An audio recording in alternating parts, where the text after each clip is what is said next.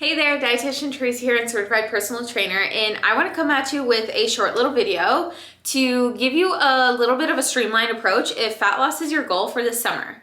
You want to feel good in your swimmies, you want to feel good in that dress, you want to feel more confident in your body, and you also maybe just want to tighten up a little bit, right? The tone. It's totally okay. You don't always have to change your body, but I'm more focused on you focusing on optimizing your muscle health and idealizing your body composition so you do feel very confident walking in every day. And fat loss is a completely valid goal for that. So if you want to lose a little bit of fat by summer, I would listen up, and these are my top tips as a dietitian and personal trainer of what you can do to simply change what you're doing now and get you closer to that goal in the summer. So like I said, this is going to be simple tips. This is not one-on-one coaching, so this is very general, but these things can work. So first, I want to dive into the nutrition piece. So for nutrition, I want you to aim for approximately 0.8 to 1 gram of protein per pound of goal body weight. If you have more than 25 pounds to lose, I would opt for taking that calculation times your ideal body weight. So you can do the math, and for those that have a lower body fat percentage and you're already pretty muscular, I would opt for the 1 gram of protein per pound of goal body weight. If you are less active and you have a sedentary lifestyle, you work out and you strength train, I would opt for the 0.8 realm. So if you're super active outside of your strength training, opt for the higher, around 1 gram of protein. If you're not very active and then you are kind of have a pretty sedentary job and you work out, you get your steps in, go for 0.8. So that's in general. You can do the calculation yourself. So I want you to start there because protein is going to be really important to keep that muscle tissue on your body, but also it has a higher thermic effect of food. So it's going to be burning more and keep you satisfied for longer. It's going to keep your hunger and cravings at bay, so you're less likely to do a lot of snacking and take away those cravings. Second thing, nutritionally, I would say really focus on your fiber intake. So try to aim for at least 25 to 30 grams of fiber per day. And how you would split that up, if you consume 4 meals throughout the day, split that up into 4. So take 30, divide that by 4, which is approximately gonna be 8 grams or so. So just approximately 7 to 8 grams per meal in that snack. If you have 3 main meals, you do the math, 10 grams of fiber per that. So we really want that fiber to help with digestion, to keep things running smoothly. And also when you opt for higher fiber foods, you're opting for lower glycemic foods in nature. So that really helps stabilize your blood sugars throughout the day. The third thing nutritionally, what I would say to really focus on, you got your protein, your fiber, and just really focus on that plate method at your meals. I'll pop that up here, the little plate of lunch and dinner meals. You're nourishing your body with more food, but you're still staying within a slight calorie deficit, but you're still nourishing your body with that. So that's what I would say kind of mainstream. I work a lot with macros, but when I explain it, it's kind of hard to explain it just to the lay population. So if you do these things, focus on your protein and fiber, I'd be very happy with that. And then I want to add in hydration there. So I want you to focus on drinking at least half of your body weight in ounces each day.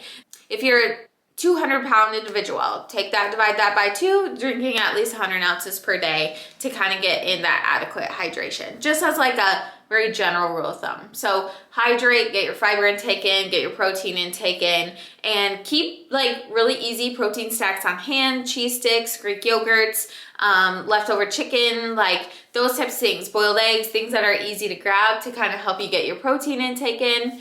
For exercise, I'd focus on strength training or any type of resistance training at least 3 to 4 times per week. And then in addition to that is trying to get your step count up. So if you can be walking around 8 to 10K steps per day on average, that would be a really great goal just to get your body moving and get you moving throughout the day, because we still need a little bit of more energy expenditure without causing too much stress or haywire on your body. And this isn't like you're competing for a competition, so you're in this for overall health, so it probably wouldn't hurt to get moving a little bit more into summer. As far as like the other foundation for fat loss, sleep. Please focus on your sleep and don't try to be like, have this sleep when you're dead mentality, okay? Like try not to have that. I understand that there's different demands that people have to go through, and sometimes sleep is just the first thing to go. But you need the sleep to help mitigate that cortisol response, and cortisol is a very important hormone to keep at bay when you're in a fat loss journey, because cortisol